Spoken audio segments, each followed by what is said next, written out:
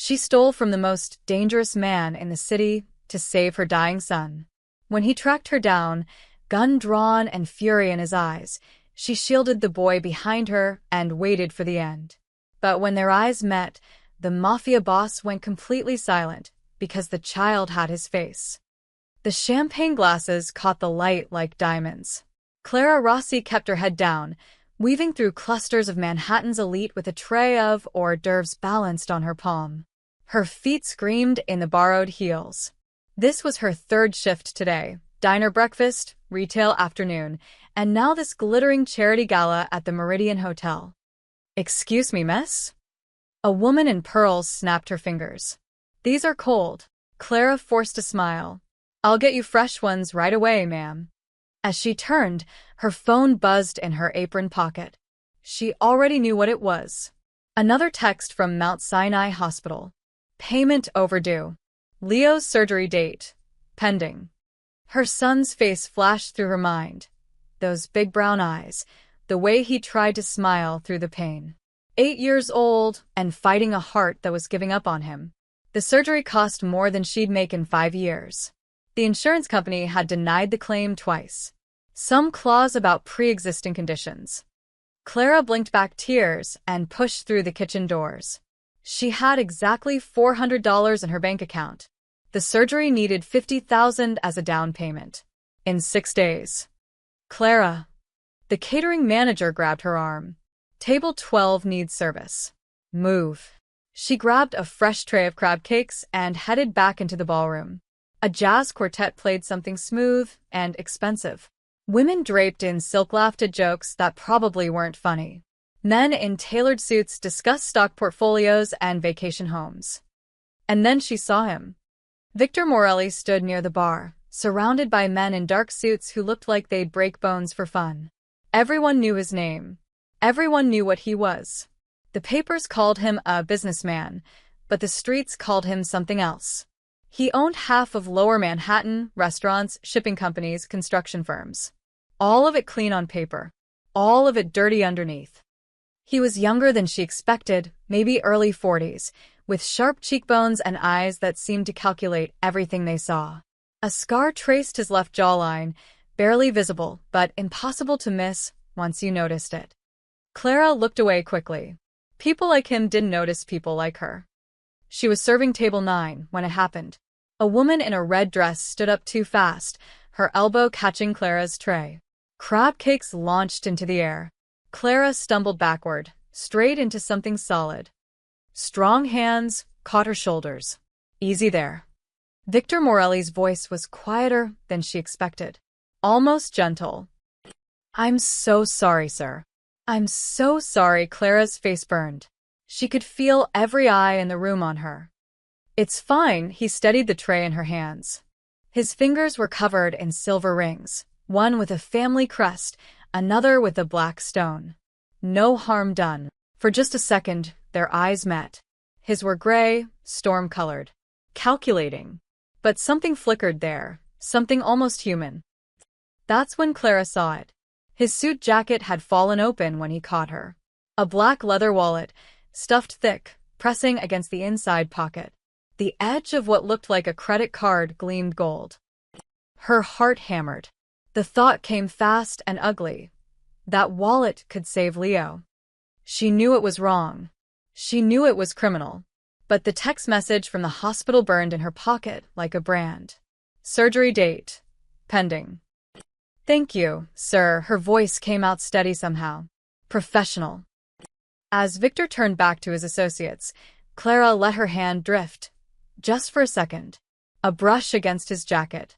Fingers closing around leather. The wallet slipped into her apron so smoothly it felt like someone else was doing it. She walked away, legs shaking, lungs tight. What have I done? The next hour passed in a blur.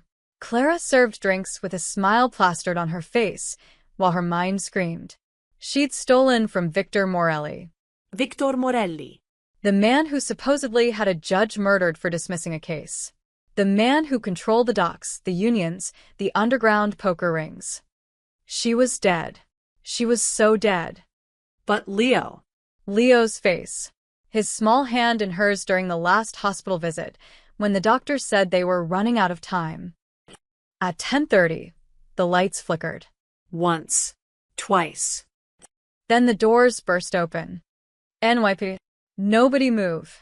Chaos exploded. Women screamed. Men rushed for exits. Someone knocked over a champagne tower. Glass shattered like gunfire across marble floors.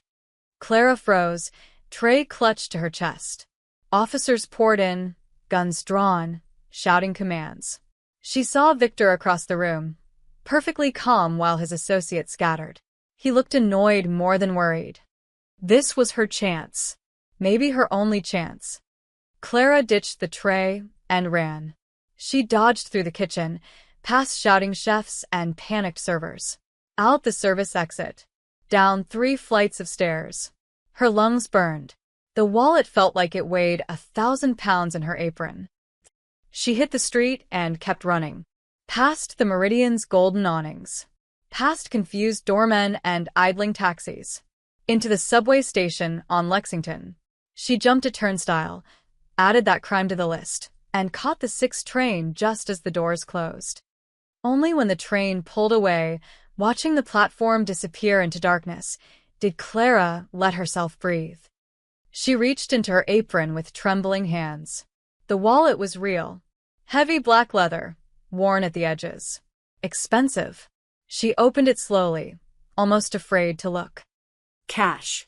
Hundreds and hundreds of dollars in crisp bills. At least 3,000, maybe more. Credit cards with Victor Morelli's name embossed in gold. A photo of a woman Clara didn't recognize, dark-haired, beautiful, smiling at whoever held the camera. And something else. A small flash drive, silver and unmarked, tucked behind the bills. Clara's hands shook harder. This was really happening.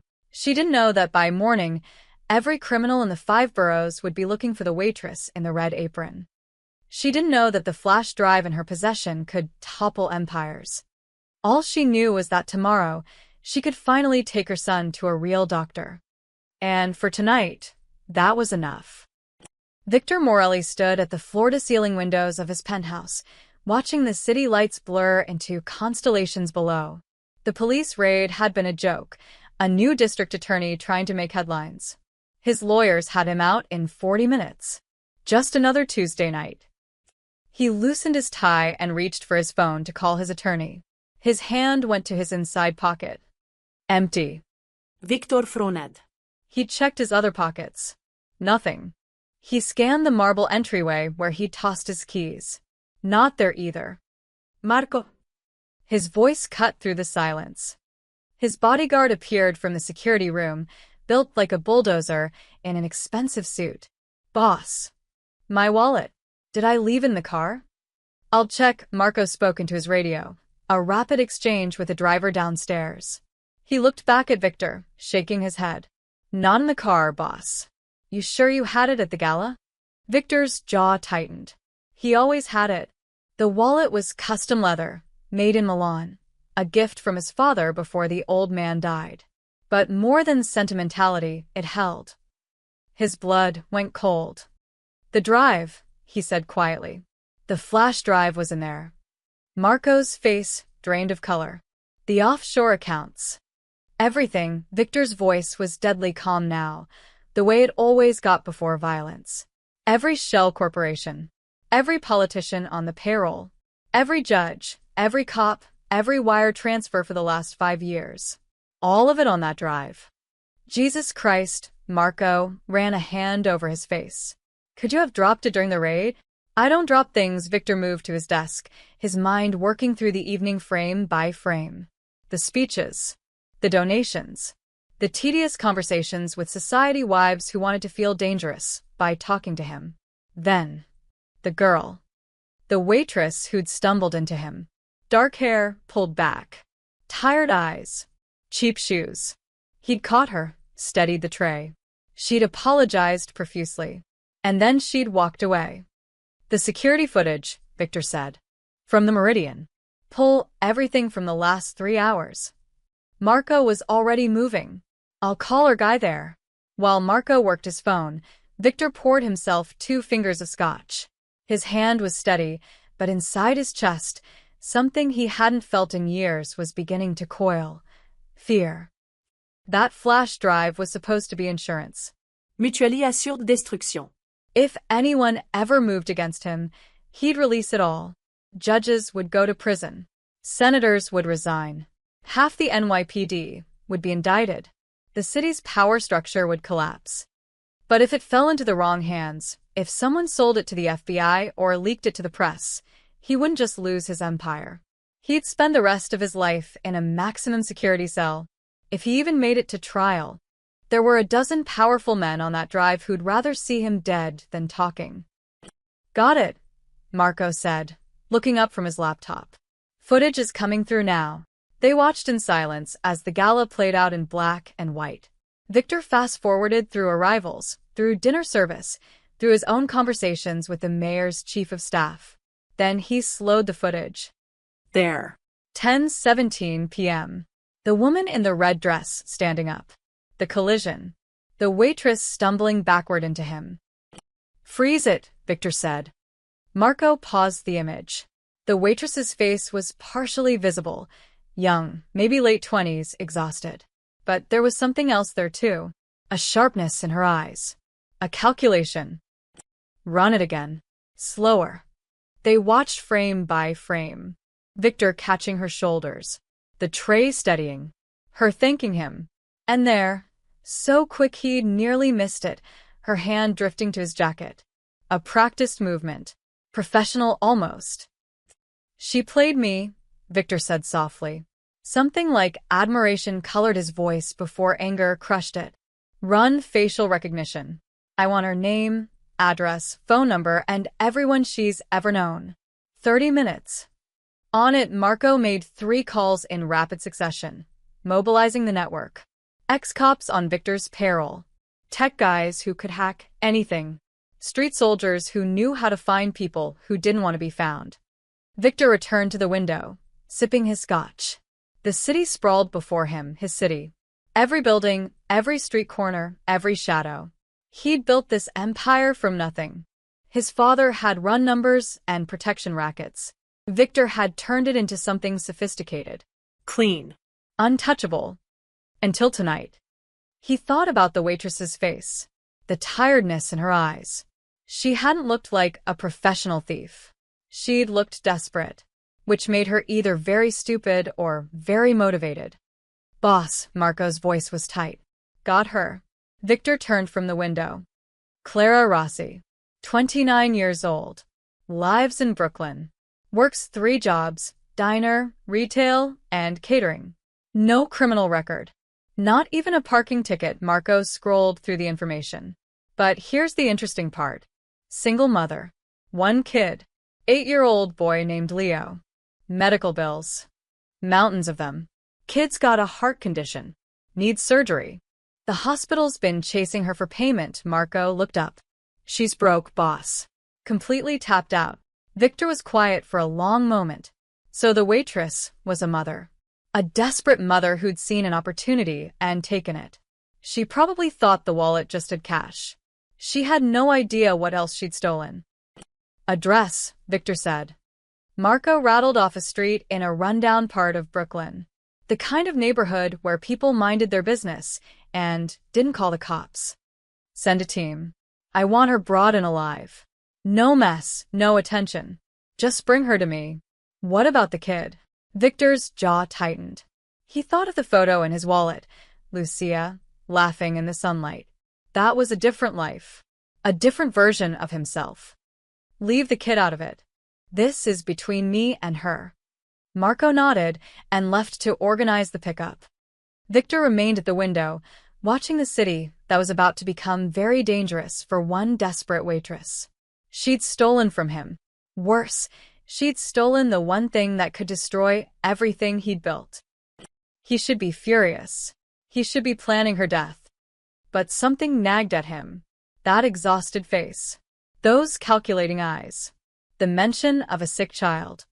He pushed the thought away. Sentiment was a luxury he couldn't afford. By morning, Clara Rossi would be sitting across from him. And she would tell him exactly where his flash drive was. Or she'd learn why people in this city were afraid to even speak his name. Clara's hands shook so badly she could barely get the key in the lock. The hallway of her apartment building smelled like mildew and someone's burned dinner. A fluorescent light flickered overhead, casting stuttering shadows on peeling wallpaper. She finally got the door open and stumbled inside, slamming it behind her.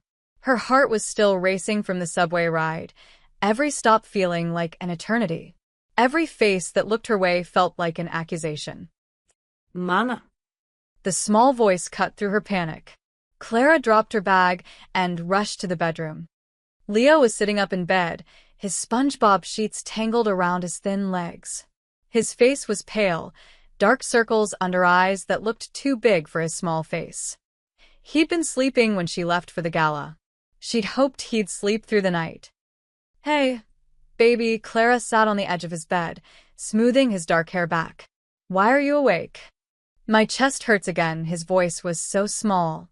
It feels tight. Clara's heart shattered. She pulled him close, feeling how fragile he was in her arms.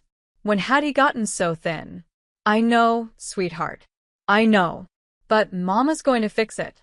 I promise.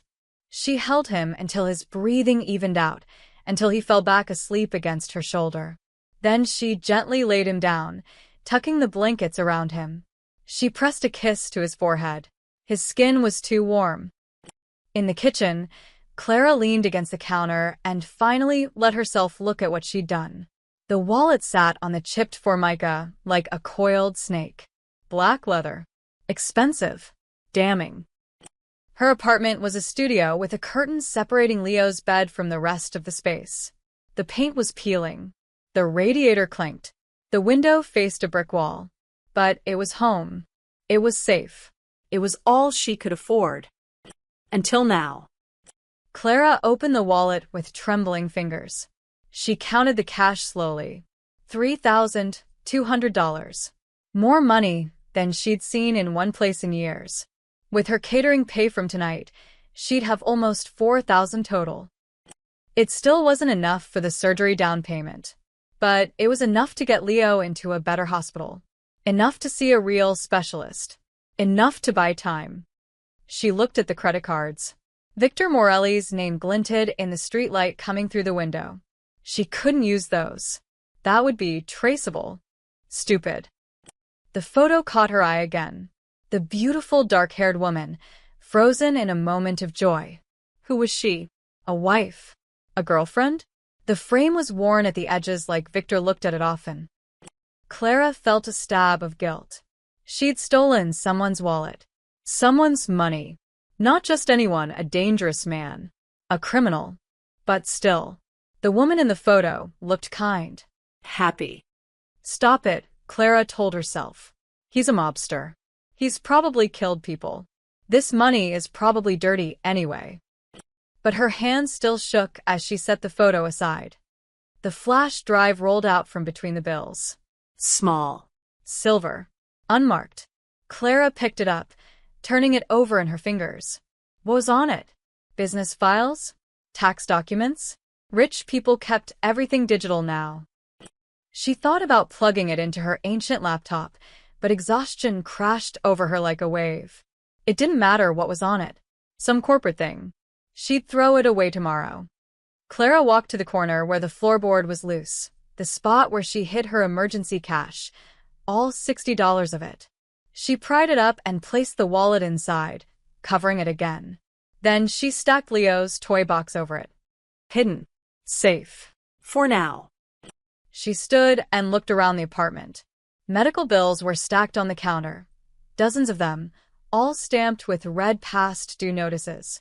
The Mount Sinai letterhead on top. The children's hospital statements beneath. The specialist bills. The pharmacy receipts for Leo's medications that barely helped anymore. 6 months ago, Leo had been a normal kid, playing soccer, laughing, running. Then he'd collapsed during gym class. The school had called an ambulance. The diagnosis came swift and brutal, congenital heart defect. Worsening rapidly. Surgery required. The insurance company sent a letter 2 weeks later. Claim denied. Pre-existing condition. Never mind that Leo had been fine his whole life. Never mind that he was 8 years old. Clara had appealed. Hired a lawyer she couldn't afford, who couldn't help.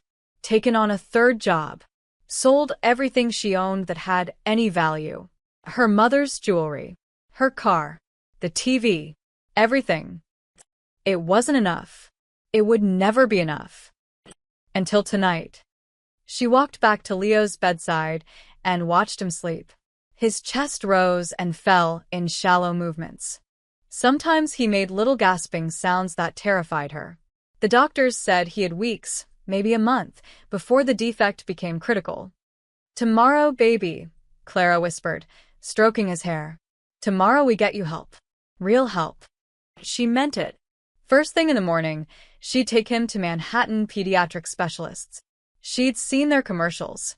They worked with families, payment plans, charity cases. They'd have to help. They had to. Clara pulled the thin blanket from the couch and wrapped it around herself, settling into the chair next to Leo's bed. She couldn't sleep. Every sound from the hallway made her jump. Every car door slamming outside felt like Victor Morelli coming for her. But he didn't know who she was, right? The gala had been chaos. The police raid. The darkness. Hundreds of people. She was just one waitress in a red apron. She was safe.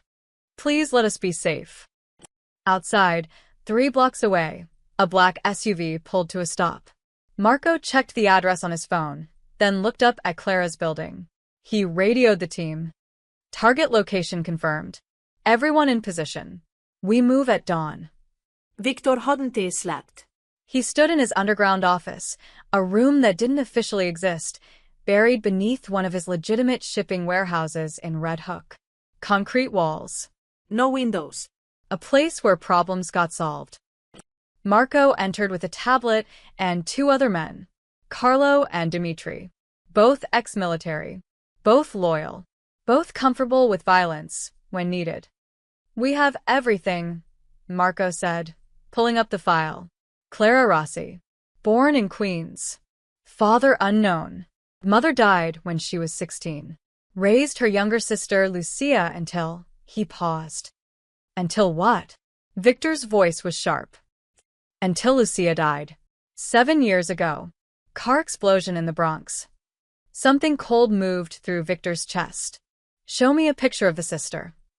Marco swiped through the file and turned the tablet around. Victor's world tilted. Dark hair. Dark eyes. High cheekbones. The same smile from the photo in his wallet. The same woman who'd haunted his dreams for 7 years. Lucia Rossi. "Boss." Marco's voice seemed to come from far away. "You okay?" Victor's hand gripped the edge of his desk. Lucia. Sweet, stubborn Lucia who'd gotten too close to his world. Who'd seen too much. Who'd refused to run when he'd begged her to. The explosion hadn't been random. His rivals had planted the bomb, meant for him. She'd been collateral damage. Wrong place, wrong time. He'd mourned her in private, kept her photo, never spoke her name aloud. And now her sister had stolen from him. The universe had a vicious sense of humor. "Boss. Marco Prest." "Did you know her?" "Continue the briefing," Victor said coldly, his face a mask. Marco exchanged glances with Carlo but kept going. "Clara's clean. No record. Works at Mike's Diner in Brooklyn, part-time at a clothing store in Manhattan, and picks up catering gigs through an agency. Single mother. The kid, Leo, is 8 years old. Father's name isn't on the birth certificate." Victor did the math. 8 years old. Lucia died 7 years ago, which meant... "The boy is hers," he said quietly. Lucia est son. "What?" Marco looked confused. "Nothing. What else?" "Medical records show the kid's got a serious heart condition. Doctors say he needs surgery within weeks. The bills are," Marco whistled, "substantial. Clara's drowning in debt. That's probably why she took the wallet." Victor studied the surveillance photo of Clara from the gala. Now that he knew, he could see it. The resemblance to Lucia around the eyes. The same defiant tilt of the chin. But where Lucia had been fire and laughter, Clara looked exhausted. Desperate. Current location? Victor asked. Apartment in Brooklyn. East New York. Bad neighborhood. We've had eyes on the building since midnight. She went straight home from the gala. Hasn't left. The kid's with her. Good, Victor straightened. I'm going personally. Marco's eyebrows shot up. Boss, that's not necessary. We can bring her here. I'm going, Victor repeated, his tone leaving no room for argument. You three come with me. No weapons. We go in quiet. I want to talk to her first. And if she doesn't cooperate, Victor pulled on his coat. She will. They took 2 cars, a black Mercedes and an SUV for backup. The drive to Brooklyn felt longer than it was. Victor watched the city change through the window. Manhattan's glittering towers giving way to Brooklyn's mix of old brownstones and industrial blocks, then finally to the rougher neighborhoods where people survived instead of lived. Clara's building was a 5-story walk-up that had seen better decades. Graffiti tagged the entrance. The security door hung loose on its hinges. Classi, Carlo Materd. They climbed to the 3rd floor. The hallway was narrow and dim. Victor could hear a television through one door, a baby crying through another. Normal people living normal lives. People who didn't know that one of the most dangerous men in New York was walking past their doors. Marco checked his phone. 3rd door on the right. Victor stood before apartment 3C. Behind this door was Lucia's sister. Lucia's nephew. A sick child who needed money for surgery. A desperate woman who'd stolen the one thing that could destroy him. He should be furious. He should kick down the door and terrify her into giving back the flash drive. That's what the old Victor would have done. That's what Marco expected. But all he could think about was Lucia. Her laugh. The way she'd look at him like he was more than just a monster in an expensive suit. The way she died because of him. And now her sister was raising her son. Alone. Broke. Desperate enough to steal from a mobster. Boss. Marco's hand hovered near the door. Ready. Victor pulled out his phone instead. He dialed a number. Inside the apartment, a phone rang. They heard movement. Footsteps. A woman's voice, groggy and frightened. Hello. Victor kept his voice calm. Professional. Ms. Rossi. My name is Victor Morelli. I believe you have something that belongs to me. Silence. Then a sharp intake of breath. I'm standing outside your door right now, Victor continued. I'm not here to hurt you. I just want to talk. I'm going to hang up now. I'd appreciate it if you'd open the door. He ended the call. For a long moment, nothing happened. Victor could imagine her on the other side, panicking, weighing options, thinking about running. But there was nowhere to run. Not really. The lock clicked. The chain rattled. The door opened a crack.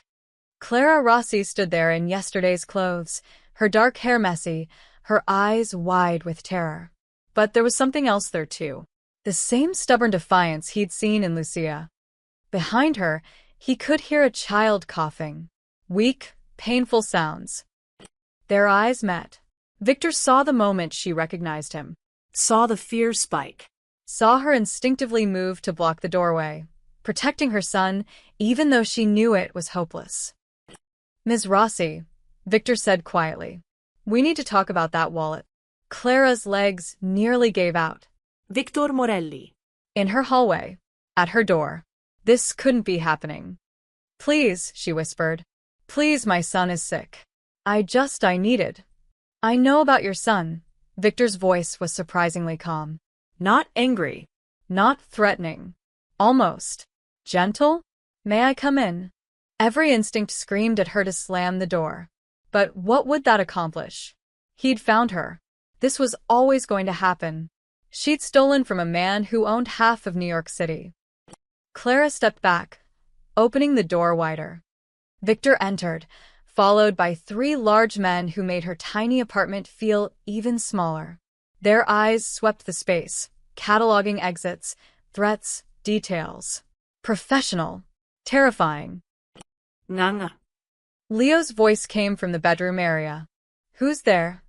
It's okay, baby. Stay in bed, Clara's voice cracked. She turned to Victor, keeping herself between him and her son. Whatever you're going to do to me, please. Just let me call my neighbor first. She can take Leo. He doesn't need to see. I'm not going to hurt you, Victor interrupted. He glanced toward where Leo was coughing again. Or him. Then what do you want? My wallet. And the flash drive that was inside it. Clara's stomach dropped. The flash drive. She'd barely looked at it. I don't know what's on it. I didn't look. I swear. I just needed the money for his surgery. I know. Victor moved to her kitchen table, gesturing for her to sit. Sit down, Ms. Rossi. Please. It felt surreal. A mafia boss saying please in her kitchen. Clara sat because her legs wouldn't hold her anymore. Victor remained standing. The flash drive contains sensitive business information. I need it back. Now, you can either tell me where it is, or my associates can search your apartment. I prefer to keep this civil. Under the floorboard, Clara said immediately. By the toy box. I'll get it. She moved to retrieve the wallet, hyper-aware of the men watching her every move. She pried up the loose board and pulled out the leather wallet, handing it to Victor with shaking hands. He opened it, checking the contents. The cash was still there. The credit cards. The photo of Lucia, he lingered on that for just a second. And the flash drive. Everything accounted for. Thank you, Victor said, pocketing the drive. Then he pulled out the stack of cash. This is $3,200. You need it for your son's medical bills. It wasn't a question. Clara couldn't speak. She just nodded. Victor set the cash on the table between them. Keep it. What? Clara's voice came out as a whisper. Keep it. Consider it a gift. Victor's gray eyes studied her face. But I need to understand something. You knew who I was. You had to. Everyone in this city knows my name. And yet you stole from me anyway. Why? Clara looked at the cash, then at the curtain hiding Leo's bed, then back at Victor. Because my son is dying. And I've tried everything else. Every legal option. Every payment plan. Every charity. Every loan. Nothing worked. The hospital won't schedule his surgery without a deposit. So when I saw that wallet, her voice broke. I knew it was wrong. I knew it was dangerous. But I thought maybe I could disappear before you noticed. I thought maybe I could save him. Silence filled the apartment. Even Leo's coughing had quieted. How long does he have? Victor asked. The doctors said weeks. Maybe a month. Tears streamed down Clara's face now. His heart is failing. Every day, he gets weaker. Every day I watch him struggle to breathe, and I can't fix it. I can't save him. What kind of mother can't save her own child? Victor was quiet for a long moment. Then he said, What hospital? What? Which hospital denied him treatment? Mount Sinai. But I'm trying to get him into Manhattan Pediatric today. With this money, I can. Manhattan Pediatric is garbage, Victor said flatly. Overpriced and understaffed. You need Columbia Presbyterian. Dr. Sarah Chen. She's the best pediatric cardiac surgeon on the East Coast. Clara stared at him, confused. I can't afford Columbia Presbyterian. Even with this money, I can't. You're taking him today, Victor interrupted. Right now. My driver will take you. He pulled out his phone, making a call. Dr. Chen? Victor Morelli. I'm sending a patient to you. 8-year-old boy. Congenital heart defect. Needs immediate surgery. A pause. Yes, I understand your schedule is full. Make room. Another pause. Thank you, Sarah. I'll owe you 1 inch. He ended the call and looked at Clara's shocked face. Get your son ready. Dr. Chen will see him in an hour. I don't understand. Clara's mind was reeling. Why would you help us? I stole from you. Victor stood, buttoning his coat. Because I can. And because he stopped himself. Just get him ready. But the cost? The surgery could be $100,000. I can't possibly. It's handled. Victor headed for the door, his men following. He paused at the threshold, looking back. Ms. Rossi? The flash drive you took. If anyone had copied it, if anyone had seen what was on it, I would have no choice but to eliminate the threat. Do you understand what I'm saying? Clara nodded, fear flooding back. But I believe you. You didn't look. You were just trying to save your son. His expression softened almost imperceptibly. I respect that. A parent's love is Rare. valuable. Thank you, Clara whispered. I don't know how to repay. You can't, Victor said simply. Just take care of that boy. He left, his footsteps echoing down the hallway. Clara sat frozen, staring at the cash on her table. None of this made sense. Victor Morelli, the most feared man in New York, had just given her money and arranged surgery for Leo. Why? She looked at Leo, who was peeking out from behind the curtain, confused and frightened. Mama? What just happened? Clara pulled him into her arms, holding him tight. I think we just got a miracle, baby. Come on. We're going to see a doctor. Victor sat in the back of the Mercedes as it crawled through morning traffic.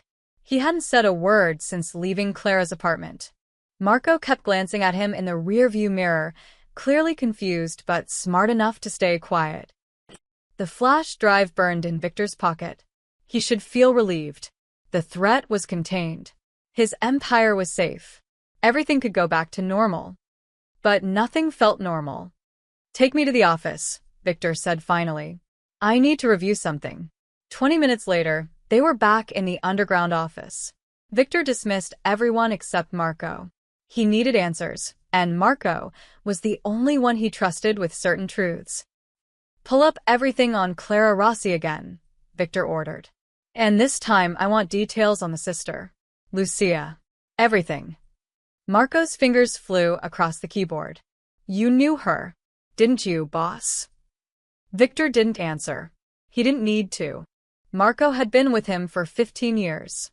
He'd seen Victor disappear some nights 7 years ago, come back smiling. Marco had seen him go dark after the explosion. Here's Lucia's file. Marco pulled it up on the large screen. Lucia Marie Rossi. Died 7 years ago in the Bronx. Car bomb. She was 22. Victor stared at her photo. God, she'd been beautiful. Full of life. She'd worked at a bookstore in Greenwich Village. They'd met when he came in looking for a first-edition Hemingway for his father. She'd laughed at something he said, and that laugh had cracked something open in his chest. What was she doing in the Bronx that night? Victor asked quietly. Marco pulled up the police report. Says here she was visiting a friend. Left around 11 p.m. Got to her car, and he trailed off. Victor remembered that night like it was yesterday. He'd been in a meeting with the Castellano family, negotiating territory. The bomb had been meant for him, retaliation for a deal gone wrong. But his enemies had gotten the wrong car. The wrong person. Lucia had been using his spare car that week because hers was in the shop. He'd insisted. Told her it was safer, more reliable. He'd killed her. Not directly, but close enough. What about the child? Victor asked, his voice rough. When was he born? Marco checked the records. Leonardo Rossi. Born January 15th, 8 years ago. Mother listed as Lucia Rossi. Father unknown. Victor did the math. 8 years ago would mean Lucia was pregnant when she died. But the dates didn't match. Leo was born before the explosion, not after. Pull up a photo of the boy. Recent 1 inch. Marco Gesetatith. Boss, we don't have. Find one. Check social media. School records. Medical files. I don't care. Find me a picture. It took 10 minutes. Marco broke into Clara's old Facebook account, barely used, mostly just photos of Leo. Birthday parties. First day of school. Halloween costumes. Marco pulled up the most recent image. Leo at a park, smiling despite the dark circles under his eyes. Victor's world stopped. Those eyes. Dark brown with flecks of gold. The exact same unusual coloring as his own. The same high cheekbones. The same slight dimple in the chin that Victor had inherited from his father. Oh God, Victor breathed. Boss. Marco leaned closer to the screen, then looked at Victor, then back at the screen. His face went pale. Boss, is that? My son. The words felt foreign in Victor's mouth. That's my son. The room spun. Victor gripped the edge of the desk, his mind racing through memories. 8 years ago. He and Lucia had been together for almost a year. Serious, or as serious as he could be while running a criminal empire. She'd been pushing for more, wanting him to leave the life, start over, be normal. They'd fought about it. He'd told her it was impossible. You didn't just walk away from the Mafia.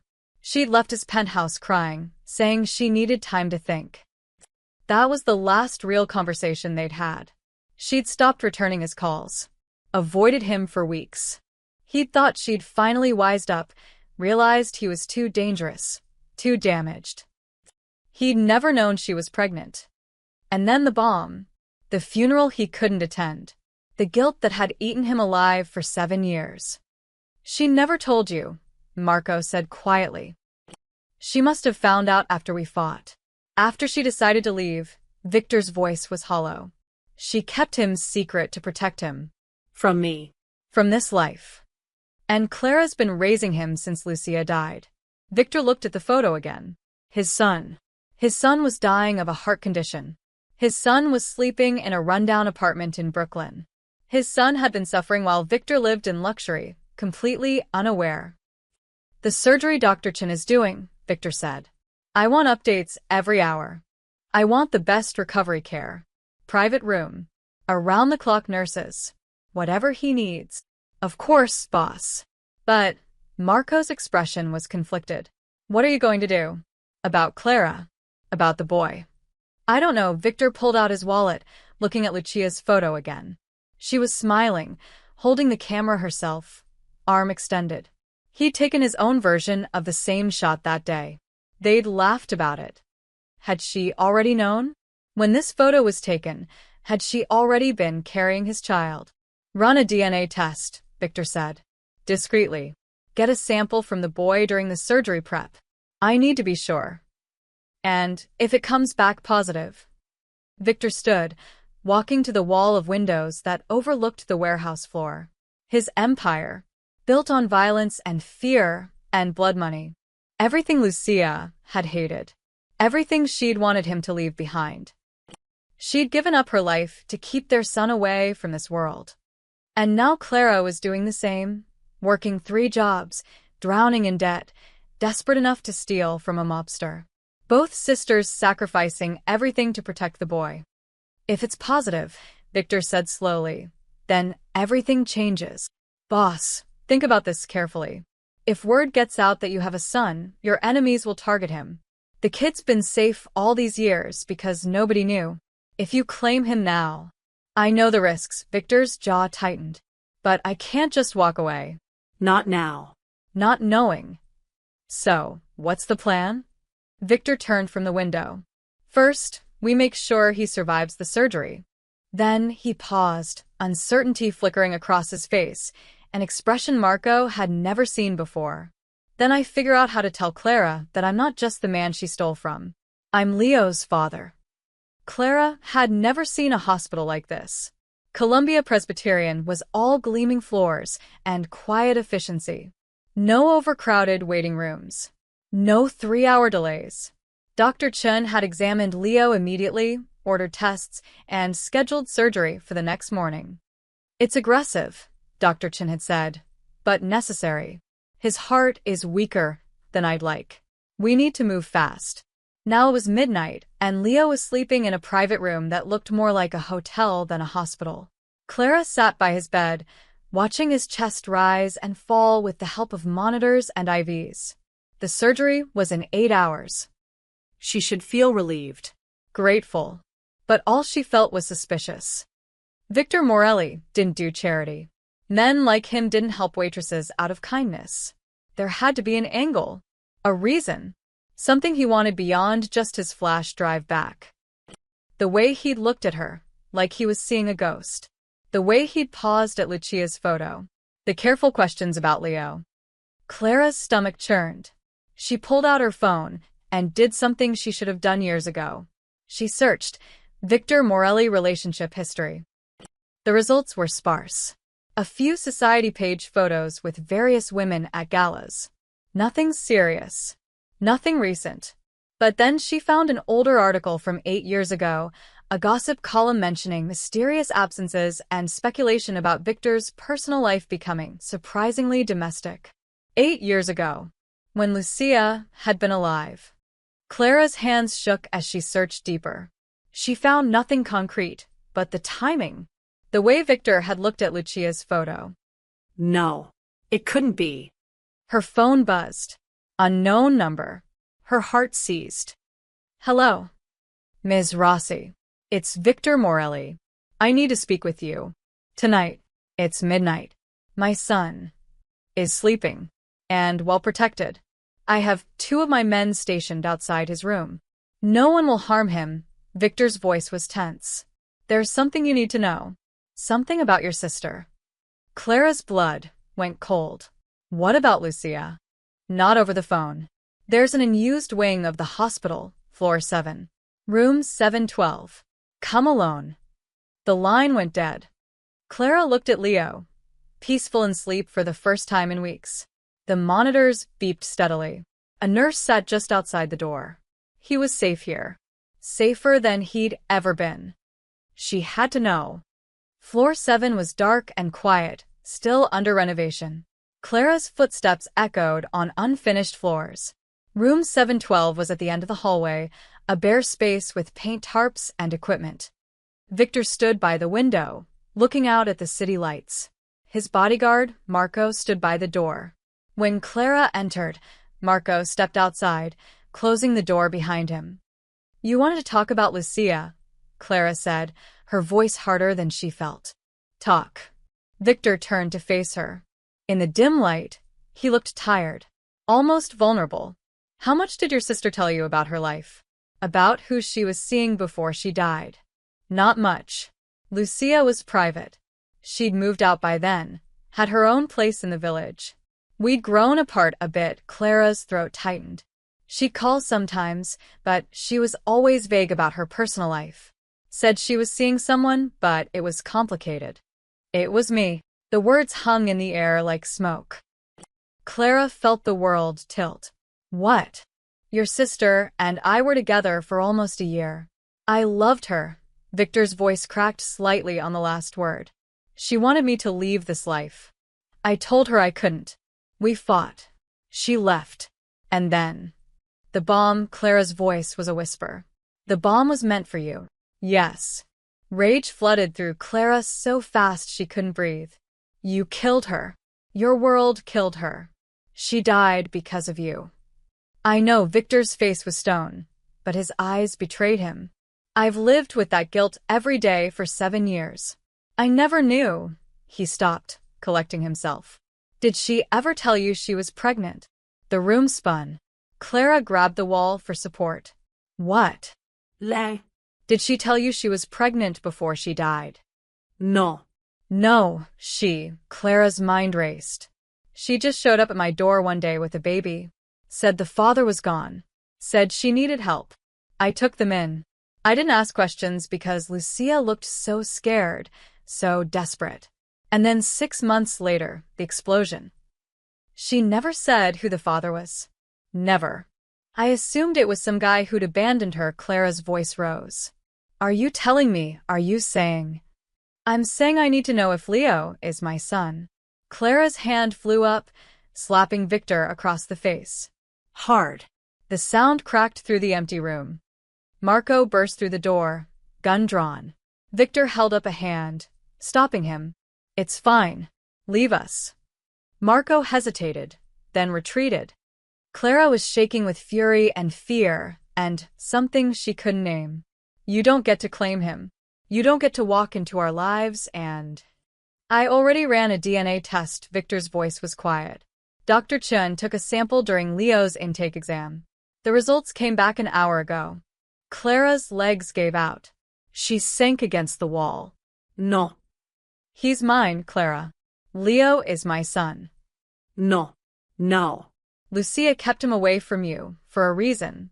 She knew what you were, what you are. She died protecting him from your world. I know.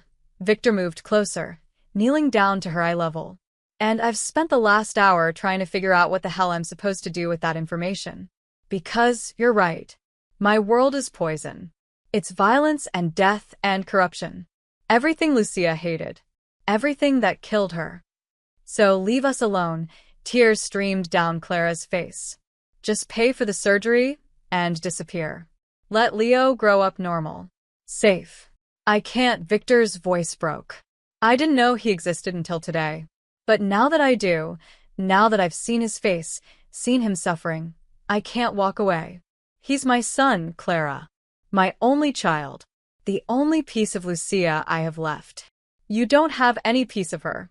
You gave that up when you chose this life over her. The words hit Victor like bullets. Clara could see it in his eyes. But he didn't flinch. Didn't argue. You're right, he said simply. I made my choice 7 years ago. And Lucia paid for it with her life. But Leo shouldn't have to pay for my mistakes. He deserves a chance. A real chance. He has one. The surgery tomorrow. What about after? Victor stood, pacing now. What happens when he recovers? You go back to your 3 jobs? Back to that apartment? What if he needs more care? More medicine? What if something else goes wrong? I'll handle it. I've handled it this far. By stealing from mobsters? Victor's tone wasn't cruel, just factual. You are desperate enough to risk your life for that wallet. How long until you're desperate again? How long until you make a mistake that gets you killed? And then what happens to Leo? Clara had no answer. Because he was right. She was drowning. She'd been drowning for years.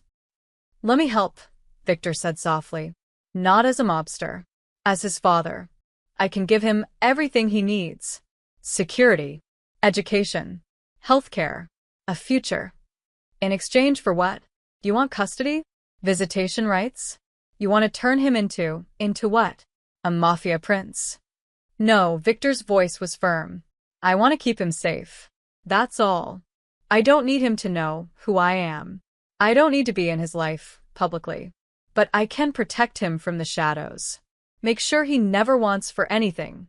Make sure no one ever touches him. Clara looked up at this man, this dangerous, powerful man who'd loved her sister, who'd unknowingly fathered her nephew, who'd gotten Lucia killed. She should hate him. She did hate him. But she also saw something in his eyes she recognized. The same desperate love she felt every time she looked at Leo. The same willingness to do anything legal or not to keep him safe. If I agree to this, Clara said slowly, there are rules. Leo never knows who you are. He never enters your world. And if I ever think he's in danger because of you, I disappear with him. Forever. Victor nodded. Agreed. And you don't get to make decisions about his life. I'm his mother. I raised him. You might be his biological father, but I'm his parent.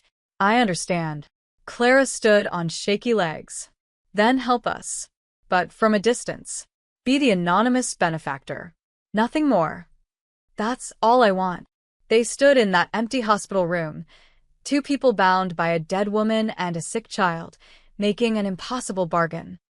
The surgery is at 8 a.m., Clara said. If you want to be there, watching from wherever you watch from, I won't stop you. Thank you. Clara walked to the door, then paused. Victor? Did you really love her? My sister? More than anything, his voice was raw with truth.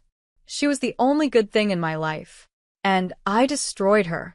Clara nodded slowly. Good. I'm glad you suffer. You should. She left him standing there, alone in the darkness. The surgery took 6 hours. Clara sat in the waiting room, her hands clasped so tight her knuckles turned white. Dr. Chun had explained the risks, complications, rejection, heart failure. 20% chance Leo wouldn't make it off the table. Clara prayed to a god she wasn't sure she believed in anymore. At hour 4, she felt a presence beside her. Victor sat down, 2 seats away. Not close enough to invade her space, but close enough that she knew he was there. You shouldn't be here, Clara said without looking at him. I know. They sat in silence. Two strangers bound by blood and grief. She talked about you, Clara said finally. Lucia. Not by name, but I knew. She'd come over sometimes late at night, and she'd be glowing. Happy in a way I'd never seen her before.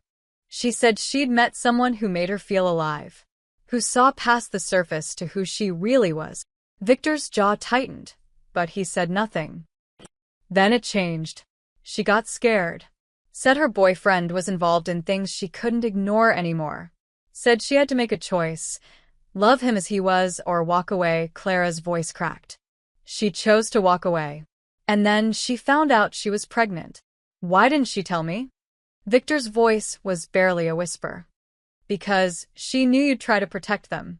And your protection comes with a price tag written in blood. Clara finally looked at him. She didn't want that life for Leo. She didn't want him growing up with guards and guns and looking over his shoulder. She wanted him to be normal, free. Instead, he grew up poor and sick, but alive. And innocent. Clara's eyes blazed. Can you say the same about anyone else in your world? Before Victor could answer, Dr. Chin emerged from the surgical wing. Her face was exhausted but smiling. He made it through. The repair was successful. Clara collapsed forward, sobbing with relief. Victor's hand went to his chest, his eyes closing briefly. He'll need weeks of recovery, Dr. Chin continued, and careful monitoring. But if all goes well, he should be able to live a normal life. Play sports. Go to school. Be a regular kid. Can I see him? Clara asked. He's in recovery, still sedated, but in a few hours, yes. After Dr. Chin left, Clara stood on shaking legs. Victor stood too, maintaining that careful distance. Thank you, Clara said, for getting us Dr. Chin. For making this happen. You don't need to thank me. Yes, I do. Even if I hate you for what happened to Lucia, you saved Leo's life today. She paused. But this doesn't change anything. Our agreement stands. You stay away from him. Victor nodded. There's something else you need to know. Something I discovered while looking into your background. Clara tensed. What? The car bomb that killed Lucia. I told you it was meant for me. That's true. But what I didn't know until yesterday was who ordered it. Victor's expression darkened. It wasn't my rivals. It was my own organization. My right-hand man, Marco. The floor seemed to drop beneath Clara's feet. What? 7 years ago, Marco was working a side deal. Skimming money, building his own power base. Lucia saw something she shouldn't have. Paperwork, a meeting. I'm still not sure what. Marco found out she knew. He ordered the hit without my knowledge, made it look like it came from the Castellano family. Clara's hands balled into fists. The man who's been with you all day? The one standing outside right now. I didn't know, Victor said, his voice cold as ice. I've spent 7 years blaming myself, blaming my enemies. But it was Marco. He killed Lucia to protect his secrets. And he's been beside me ever since, letting me carry the guilt. Then why is he still breathing? Clara's voice was venomous. Because I only confirmed it an hour ago. I've been having him investigated since yesterday, since I realized the connection to Lucia. The evidence came through while you were in the waiting room. Victor's eyes were dead, empty. He's useful to me, has connections, knows too much to eliminate carelessly. But more importantly, I wanted you to know the truth before I dealt with him. Why would I need to know? Because he's a threat to Leo. Victor moved closer, his voice urgent. If Marco finds out Leo is my son, he'll use it against me. Or worse, he'll eliminate the threat before it becomes leverage. Clara's blood ran cold. You're saying my nephew is in danger because your bodyguard killed my sister and might kill him too. I'm saying I need to handle Marco carefully.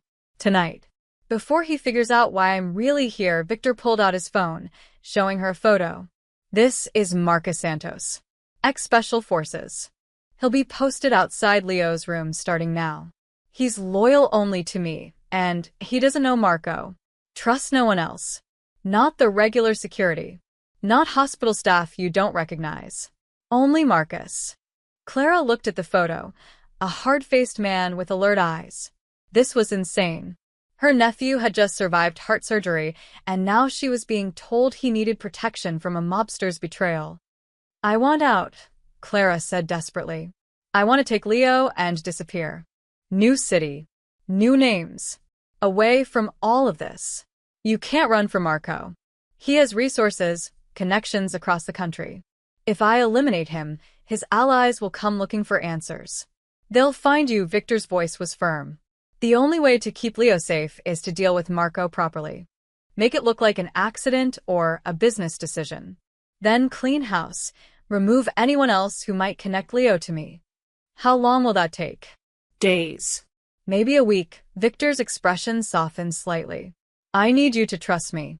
Just for a little while. Trust you? The man whose world killed my sister? No. Trust Leo's father, who just found out he has a son and will burn down everything he's built to keep that boy safe. Clara studied his face. Behind the cold Mafia boss exterior, she saw genuine fear. Not for himself, for Leo. The same fear that had driven her to steal the wallet. The same desperate love that made parents do impossible things. 1 week, Clara said. You handle Marco and anyone else who's a threat. Then you disappear from our lives. You can send money, pay for school, do whatever from a distance. But you don't contact us. You don't visit. You're a ghost. Agreed. And if anything happens to Leo because of you, it won't. Victor's voice was steel. I promise you, Clara. On Lucia's memory. Nothing will happen to him. Before Clara could respond, her phone buzzed. A message from an unknown number, a photo of her apartment building. Then another message. Interesting place for a thief to live. Even more interesting that Victor Morelli is protecting her. Clara's hands shook as she showed Victor the phone. His face went dark. Marco. He's already making his move. What does this mean? It means he knows. About you, about Leo, probably about everything. Victor was already texting rapidly on his own phone. He's forcing my hand. He wants me to know he can reach you anytime. Oh God. Marcus. Victor Boyert. The hard-faced man appeared instantly. Take Clara and the boy. There's a safe house in Westchester. Move them now. Don't stop. Don't tell anyone where you're going. Wait, Leo just had surgery. He can't be moved. Dr. Chen. Victor's voice cut through the hallway. When the doctor appeared, looking startled, Victor spoke quickly. The boy needs to be transported. What do you need to make that happen safely? Dr. Chen looked between them, clearly sensing the danger. He's stable enough for transport if we're careful. I'd need to send a nurse. Portable monitors. Do it. You have 15 minutes. Victor turned back to Clara, gripping her shoulders. I'm going to end this. Tonight. Marco won't see tomorrow. But until then, you and Leo need to disappear. Clara wanted to argue, to fight, to demand answers. But one look at Victor's face told her everything. They were out of time. The hunt had begun, and Leo was the prey. The hospital parking garage was cold and nearly empty at 2 a.m. Victor stood by his car while Marcus coordinated Leo's transport with Dr. Chen. Clara paced nearby, her phone clutched in her hand, terrified and furious in equal measure. Then Victor's phone rang. Marco. Boss. We need to talk. Victor's voice was ice. Where are you? Parking garage. Level 3. I thought we should have a conversation. Just the two of us. The line went dead. Victor turned to Marcus. Change of plans. Get Clara and the boy out through the emergency exit. North side. Now. Boss, if Marco's here. That's why you're leaving now. Victor pulled his gun, checking the chamber. Go. Clara grabbed his arm. Wait. If he's here, if he knows, you can't just walk into a trap. I'm not walking into anything. I'm ending it. Victor's gray eyes met hers. Take care of Leo. Tell him. He stopped himself. Just take care of him. Before Clara could protest, Marcus was pulling her away toward the emergency stairs. She looked back once and saw Victor walking calmly toward the elevators, a man heading to his own execution or someone else's. Level 3 was darker than the others. Half the lights were out. Victor's footsteps echoed on concrete as he walked through rows of parked cars. His hand rested on his gun, every sense alert. Marco. Show yourself. Marco stepped out from behind a pillar, gun already drawn. But he wasn't alone. 4 other men emerged from the shadows: Carlo, Dimitri, and 2 others from Victor's inner circle. Victor's jaw tightened. Marco hadn't just betrayed him. He'd turned half his organization. "I'm disappointed, Victor," Marco said, his voice carrying across the empty space. 7 years I've been by your side. 7 years I protected you, built this empire with you. And you were going to throw it all away for what? A dead woman's bastard? He's my son. He's a liability. Marco's voice rose. The moment people know you have a son, everything changes. Every enemy sees a target. Every rival sees weakness. You taught me that. You said family makes you vulnerable. I was wrong. Marco laughed, the sound echoing off concrete walls. Wrong? No, boss. You were right. You just forgot your own lessons because you saw Lucia's eyes in that kid's face. He took a step closer, gun steady. She made you soft back then too. I had to take care of her before she ruined everything. And now history's repeating itself. Victor's voice was deadly quiet. You admit it. You killed Lucia. I saved your empire. She was going to expose us, turn you into some civilian. I saw the way you looked at her, like she was redemption or some bullshit. You would have walked away from everything we built. Marco's expression hardened. I did what you were too weak to do. You murdered an innocent woman. A pregnant woman. I eliminated a threat. Marco's gun raised slightly. And I'm about to eliminate 2 more. The sister and the kid. They die tonight, Victor. Then we go back to business. You'll thank me in a year. Victor's hand moved to his gun, but Carlo and Dimitri already had theirs trained on him. 5 guns against 1. Marco had planned this carefully. You really think you can kill me? Victor asked calmly. Kill me and what? Take over? You don't have the connections. The families won't respect you. You'll be dead in a month. I don't need to kill you, Marco smiled. I need you to make a choice. Your empire or the kid. Because you can't have both. If you keep the boy in your life, I walk away, and I take half your organization with me. We go to war. And in that war, the kid becomes a target for everyone. My people, your enemies, the cops who'll use him to get to you. Or, Victor's voice was steel. Or, you let me handle the situation. The sister and the boy disappear. Tragique accident. Gas leak maybe. You mourn privately and we continue like none of this happened. You keep your empire intact. I keep my position. Everyone wins. Except my son.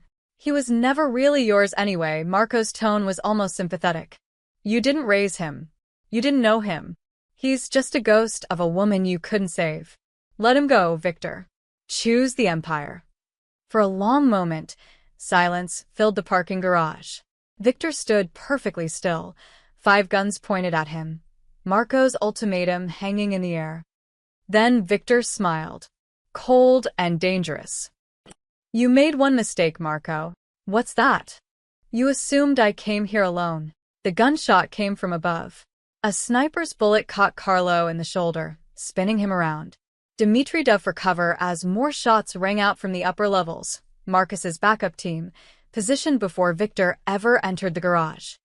Chaos erupted. Marco's men scrambled for cover, returning fire at targets they couldn't see. Victor moved like lightning, his gun up, firing twice. One of Marco's men went down. But Marco was already running, using the confusion to bolt for the exit stairs. Victor chased him, his dress shoes pounding on concrete.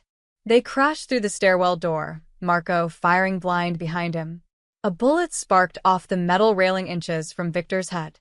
They burst out onto level 1, near the emergency exit. Marco spun around, gun raised, and Victor did the same.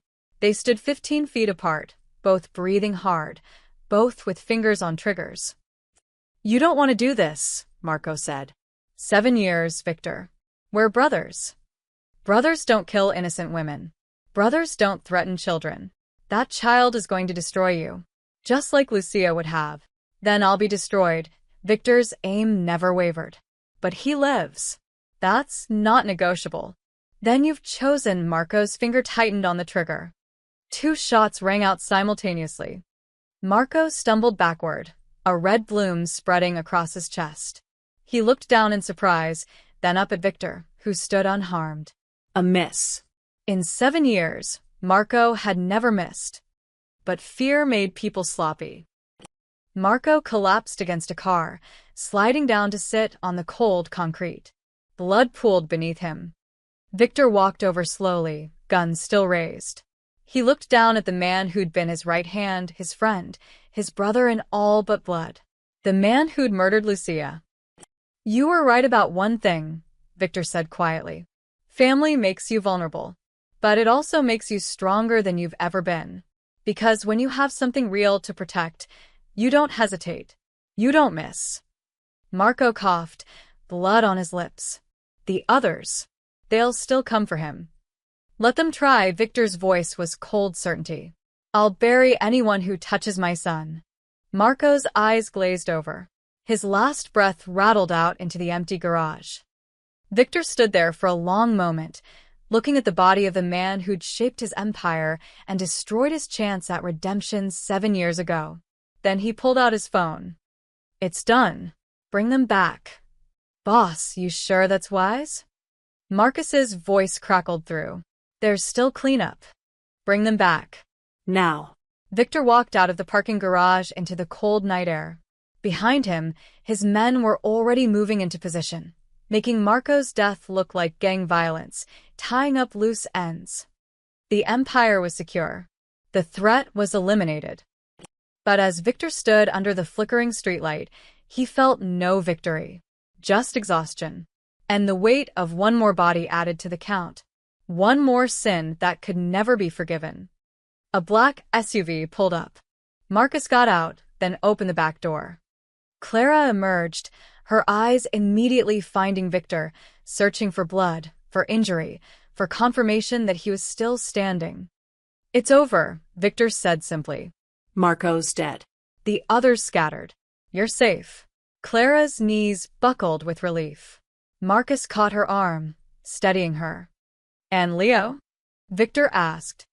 Still sedated. Dr. Chen says the transport didn't affect him. He's stable. Victor nodded slowly. Then, for the first time since discovering he was a father, he asked the question that terrified him most. Can I see him? Clara looked at this man, this killer, this monster, this father, and saw something she'd never expected to see. Vulnerability. Real, raw, human vulnerability. 5 minutes, she said quietly. That's all. The safe house was 2 hours north of the city, hidden in the Westchester countryside. A sprawling estate surrounded by woods, with security cameras disguised as birdhouses and guards patrolling the perimeter. Clara had watched the city lights disappear in the rearview mirror, replaced by darkness and trees. Leo slept in a bedroom that was bigger than their entire Brooklyn apartment. Medical equipment beeped softly by his bed. A private nurse monitored his vitals. Clara sat in a chair beside him, too wired to sleep despite the exhaustion pulling at her bones. It was almost dawn when Victor arrived. She heard his car on the gravel driveway, heard the murmur of voices as he spoke with the guards. Then footsteps in the hallway. He appeared in the doorway, still wearing the same clothes from the parking garage. There was blood on his sleeve, not his own. He looked at Leo sleeping peacefully, and something cracked in his expression. Come on, Clara said quietly, standing. Let's talk outside. The nurse will stay with him. They walked through the house in silence. It was furnished but impersonal, a place for hiding, not living. Clara found a study with large windows overlooking the dark woods. She closed the door behind them. Sit down before you fall down, she said. Victor sank into a leather chair. For the first time since she'd met him, he looked his age. Tired. Human. Clara poured 2 glasses of whiskey from a decanter on the desk, handing him one. I don't even like whiskey, but I think we both need it. They drank in silence. Thank you, Clara finally said. For protecting him. For ending it. Don't thank me for killing people. I'm not. I'm thanking you for keeping my nephew alive, she paused. Your son alive. Victor flinched at the word son. I stood there for 5 minutes, watching him sleep. I didn't know what to say. What to feel. I've built an empire. Controlled thousands of people. Faced down men who wanted me dead. And I couldn't figure out how to talk to an unconscious 8-year-old. He looks like you, Clara said softly. I see it now. The eyes. The stubborn chin. Lucia used to joke that he had a serious face, even as a baby. Now I know where he got it. Victor pulled out his wallet, extracting the photo of Lucia. She was standing in Washington Square Park when I took this. It was spring. She just told me about a book she was reading, some philosophy thing I pretended to understand. She was so alive. So bright, his voice roughened.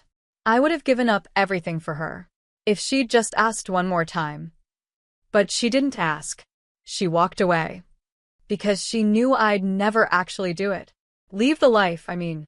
I'd say I would, convince myself I could, but when it came down to it, Victor shook his head. She was smarter than me. She knew I'd choose the empire. So she chose for both of us. She chose Leo. Clara studied him. You really loved her. More than I've loved anything. Before or since, he looked directly at Clara. When I saw your face at that gala, for just a second I thought. He stopped.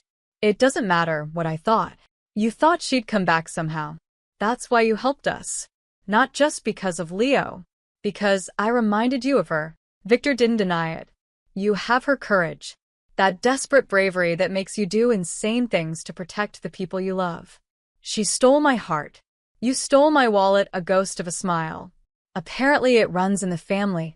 Despite everything, Clara almost laughed. So, what happens now? You've eliminated the immediate threat.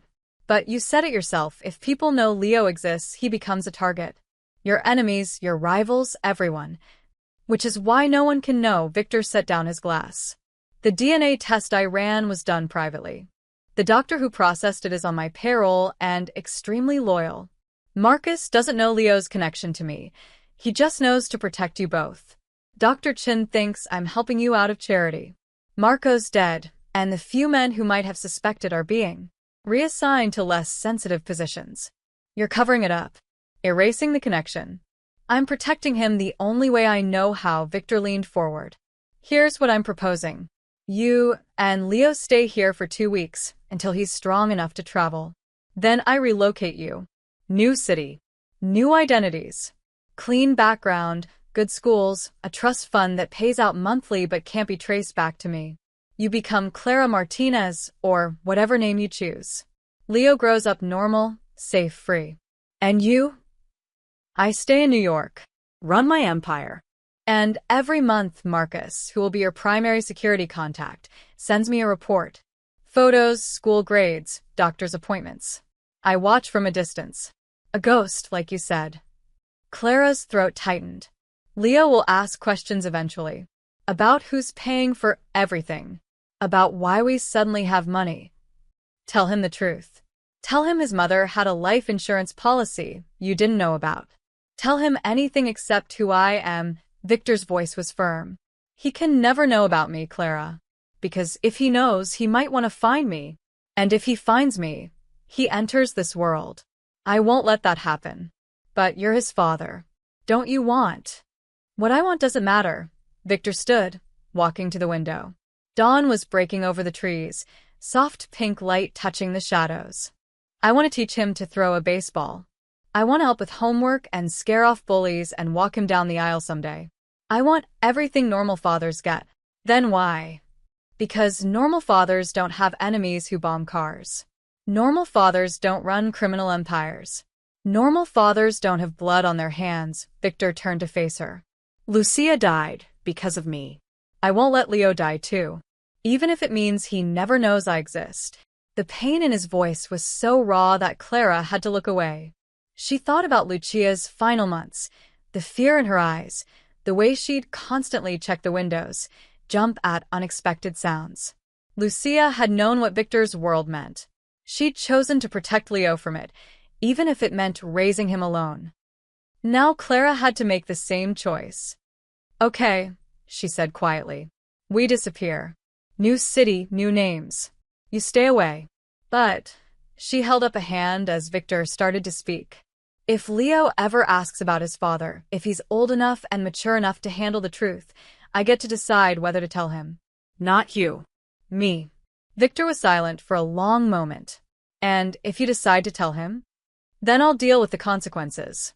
But until that day, if it ever comes, you're a ghost." "Agreed."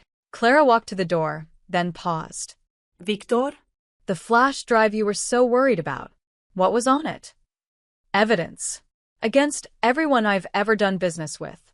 Politicians, judges, businessmen. Enough to bring down half the city's power structure." "What did you do with it?" Victor pulled the small silver drive from his pocket, holding it up to the morning light.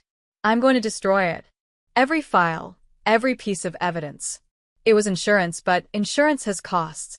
As long as it exists, someone could find it, use it, hurt the people connected to it." "You're giving up your protection? Your leverage?" "I'm choosing my son over my empire." Victor's voice was steady. "The drive disappears. The accounts get closed. The connections get severed. My organization gets smaller, cleaner. I'll lose power, lose influence. Some of my allies will turn on me. But Leo will be safe. No one can connect him to any of this." Clara saw the weight of that decision in his eyes. He was dismantling everything he'd built, everything his father had started, everything he'd killed for. All for a child he'd never really know. "Lucia would be proud of you," Clara said softly. "Finally choosing right over easy. Lucia would still be alive if I'd made this choice 7 years ago. Maybe. Or maybe this is exactly how it was supposed to happen. Leo needed someone to raise him who knew love more than power. Someone who'd work 3 jobs and steal from mobsters to save him." Clara managed a small smile. "He needed me. And now he needs you to let him go." Victor nodded slowly. "Take care of him, Clara. Give him the life Lucia wanted. The life I can never give him. I will. I promise." She left him standing in that study, the flash drive in his hand, watching the sunrise over a life he was choosing to leave behind. In the bedroom, Leo stirred, his eyes fluttering open. "Aunt Clara?" "I'm here, baby." Clara sat beside him, smoothing his hair. "How do you feel?" "Tired. But better." He looked around the unfamiliar room. "Where are we?" "Somewhere safe. Somewhere new." Clara kissed his forehead. "What would you think about a fresh start? New city, new adventure. Just you and me." Leo's eyes lit up despite his exhaustion. "Really? Like starting over?" "Exactly like that. Can we go somewhere with a beach? I've never seen the ocean." Clara's heart broke and healed at the same time. "Yeah, baby. We can go somewhere with a beach." She didn't tell him that his father was 3 rooms away, making arrangements for a life he'd never be part of. She didn't tell him about the empire being dismantled, the enemies being neutralized, the blood spilled to keep him safe. She just held his hand and promised him the ocean. And in the study, Victor crushed the flash drive under his heel, grinding it into pieces on the hardwood floor. Some debts, he thought, are paid in silence. 3 days later, Victor stood in his penthouse office for what might be the last time. The view was the same, Manhattan sprawling before him like a kingdom. But the kingdom was crumbling by his own hand. His lawyer, Richard Castellano, sat across the desk with files spread between them. "Victor, I have to say this one more time. What you're doing is financial suicide. You're dissolving corporations worth millions. Cutting ties with partners who've been loyal for decades. Destroying evidence that protects you from federal prosecution." "I'm aware." "You'll lose everything. The shipping companies, the construction firms, the real estate holdings. Half of it was built on those connections you're severing. Without the leverage from that flash drive, your enemies will move in. The Moretti Empire will be gone in a year. Good. Victor signed another document, severing his ties to a shell corporation in the Caymans. That's the point. Richard leaned back, studying him. This is about the woman and the kid, isn't it? The ones at the safe house. Victor's pen paused. That's none of your concern. It is when my client is committing professional suicide. Victor, I've known you 15 years. You're the most ruthless, calculating man I've ever met. You don't make emotional decisions. So what changed? Victor set down the pen. I had a son I didn't know about. His mother died because of my world. He almost died because his aunt couldn't afford his surgery. I've spent 7 years building an empire on blood and corruption. And for what? So I could watch my child grow up from a distance, always afraid someone will hurt him to get to me. So you're dismantling everything? I'm removing the target from his back. Every dirty politician, every corrupt cop, every compromised judge, they all become liabilities if that flash drive exists. Someone could use it to trace connections to me, and eventually to him. Victor resumed signing. I'd rather lose my empire than risk his life. Richard was quiet for a moment. The feds are going to notice. When all these accounts close, when these partnerships dissolve, they'll investigate. Let them. They'll find legitimate businesses shutting down for legitimate reasons. Economic downturns. Strategic restructuring. By the time they figure out there was anything more, the trail will be cold. And your partners? The people who'll lose money when these businesses fold will be compensated from my personal accounts. It'll bankrupt me, but they'll get what they're owed. Victor signed the last document. I'm not leaving enemies behind. Just walking away. Richard gathered the files. Where will you go after this is done? Nowhere. I'll stay in New York. Smaller operations, legitimate businesses only. No more politics, no more schemes. I'll be what I should have been from the beginning. Just another businessman. That's a fairy tale. You can't just walk away from this life. Watch me, Victor stood, walking to the window. Make sure those transfers go through by tomorrow. I want Clara and Leo relocated by the end of the week. After Richard left, Marco's replacement, a man named Vincent, entered with a tablet. Boss, we've got a situation. 3 of Marco's former associates were picked up by the FBI this morning. They're being offered deals. What do they know? About Marco's side operations, his skimming. Maybe about the offshore accounts. But Vincent hesitated. One of them knows about Lucia. The old relationship. If they start talking about her, if they mention she had a kid, then what? They connect dots that lead to a dead woman and a child I have no legal relationship to. Victor's voice was calm. Let them talk. There's no paper trail. No DNA on record anywhere but a private lab that just had a convenient fire. No evidence of any connection. Vincent looked impressed despite himself. You're erasing yourself from their lives. Completely.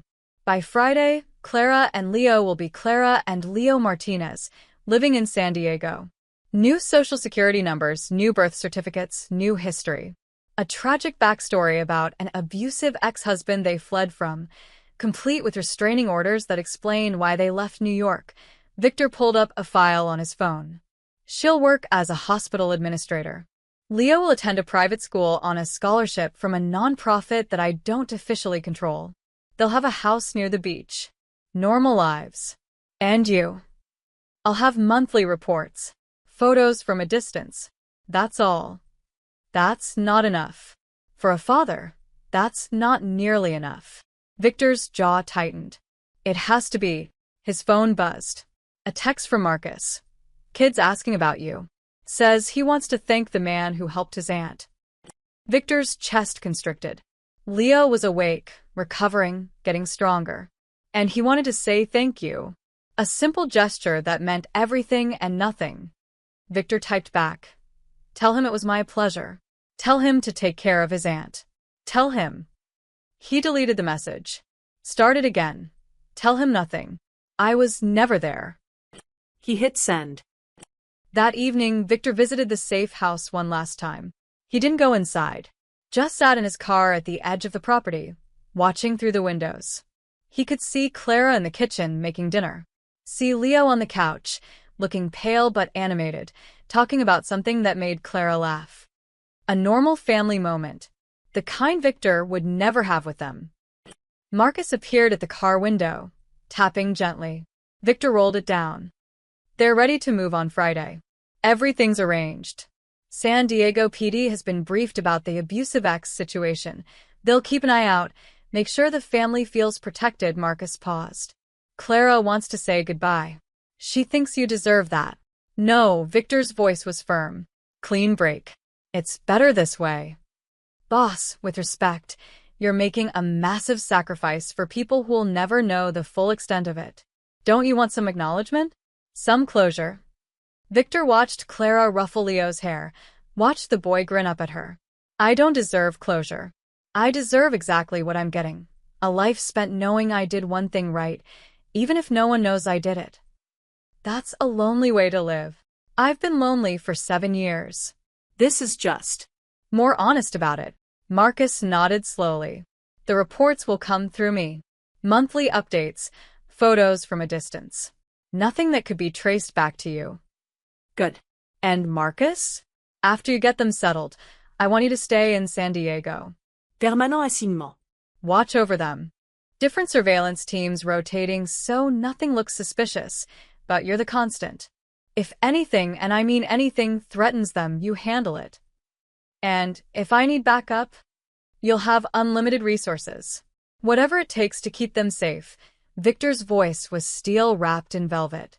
That boy is my legacy. Not this empire, not the Moretti name. Him. You protect him like your life depends on it. Because it does. Understood, boss. Victor started the car. I'll wire the funds for their new life by morning. 20 million in the trust, paid out monthly. Enough for schools, emergencies, whatever they need. It's completely untraceable. That's nearly everything you have left after the buyouts. I know. Victor took one last look at the house, at the family he'd never really have. It's worth it. He drove away as the sun set behind the trees, leaving behind a life he could have had in another world, another timeline where he'd made different choices 7 years ago. By Friday morning, Clara and Leo were on a plane to San Diego. New names, new life, new future. The Moretti empire began its collapse, businesses folding, partnerships dissolving, power structures crumbling. Victor's name faded from the headlines. His influence waned. His enemies circled, but found nothing to attack. He became a ghost in his own city. And in San Diego, a boy with his father's eyes laughed at the ocean for the first time, having no idea that across the country, a man he'd never know was watching over him with a devotion that bordered on worship. Some debts are paid in silence. Some loves are proved in letting go. 6 months later, San Diego, California. Clara stood on the back deck of their small house, watching Leo play in the yard. 6 months post-surgery, and he was a different child. Color in his cheeks. Energy in his movements. He was kicking a soccer ball against the fence, something that would have been impossible a year ago. The house was modest but perfect. 3 bedrooms, a yard with lemon trees, close enough to the beach that they could hear the waves at night. Clara had a job at a children's hospital doing administrative work. The pay was good, the hours reasonable. Leo attended a private school where he'd made friends, joined the soccer team, discovered a love for science. They were happy, genuinely, impossibly happy. But Clara thought about Victor every day. She'd kept her promise. Leo didn't know about his father. As far as the boy knew, his mother had died in an accident, his father had never been in the picture, and his aunt had raised him alone until a mysterious life insurance policy had finally paid out, changing their lives. Leo never questioned it. 8-year-olds rarely did. And Clara, watch this. Leo kicked the ball high, catching it on his chest like he'd seen the professionals do. Beautiful, Clara called back, clapping. Her phone buzzed. A text from an unknown number. Package arriving today. Birthday gift. Clara's heart skipped. It was Leo's 9th birthday tomorrow. This would be the second anonymous gift since they'd moved. The first had been a telescope that arrived at Christmas, expensive, professional grade, with a note that said only, for watching the stars. Leo had been obsessed with it, spending hours on the deck mapping constellations. He'd never known it came from his father. The doorbell rang that afternoon. A delivery driver stood with a large box, no return address. "Sign here, ma'am." After he left, Clara opened the box carefully. Inside was a top-of-the-line bicycle, the exact model Leo had mentioned wanting after seeing his friend's bike at school. Deep blue with silver accents. A helmet included. And tucked in the packaging, a small envelope. Clara opened it with shaking hands. Inside was a silver coin, old and worn, engraved with a family crest. The Moretti family crest.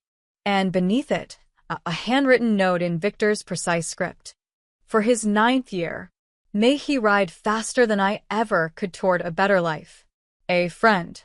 Clara held the coin, tears blurring her vision. This was Victor's way, silent gifts, anonymous gestures, watching from 3,000 miles away. She'd received the monthly reports Marcus sent him.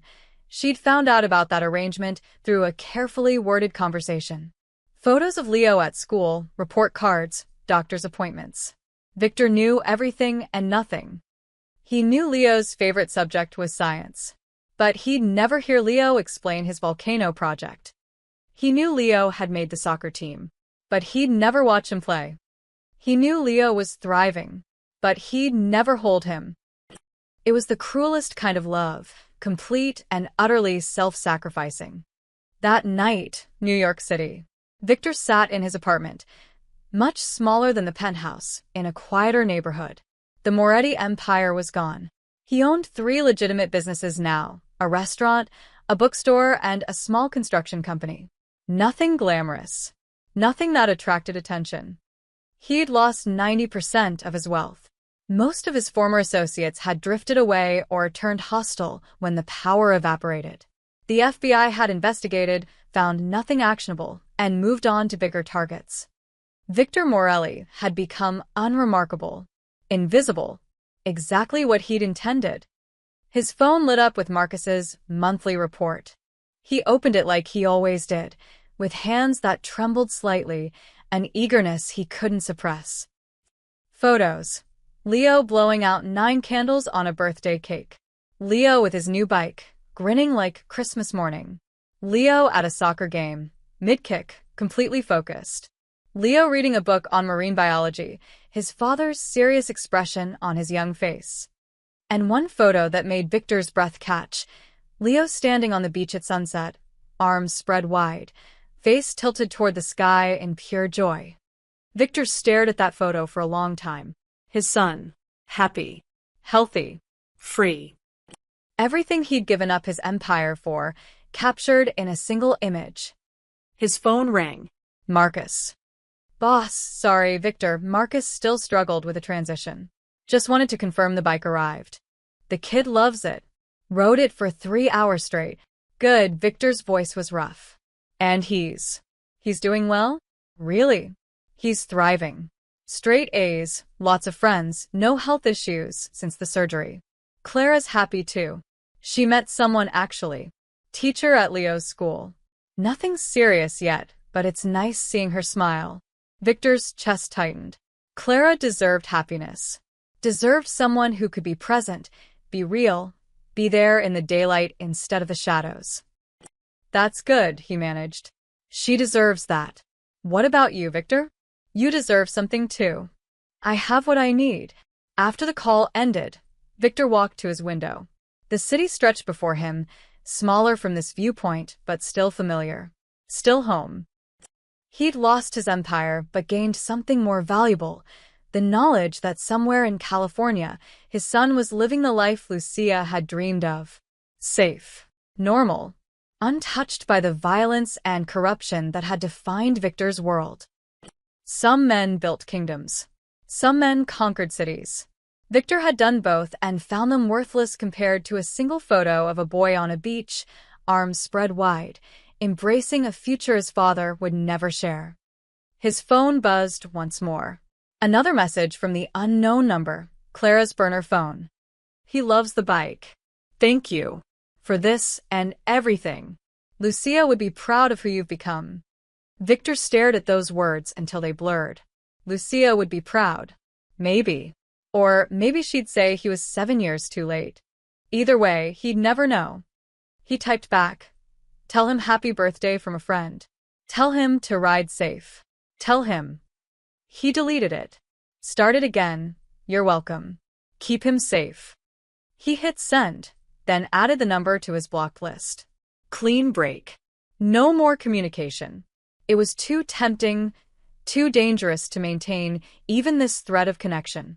In San Diego, Clara read the message, understanding flooding through her. This was Victor's final goodbye. His last word before disappearing completely into the silence he'd chosen. She whispered to the phone, to the ghost of a man 3,000 miles away. Thank you for loving him enough to let him go. 1 year later, San Diego Beach. Leo, now 10, ran along the shoreline with his friends, his laughter carrying on the ocean breeze.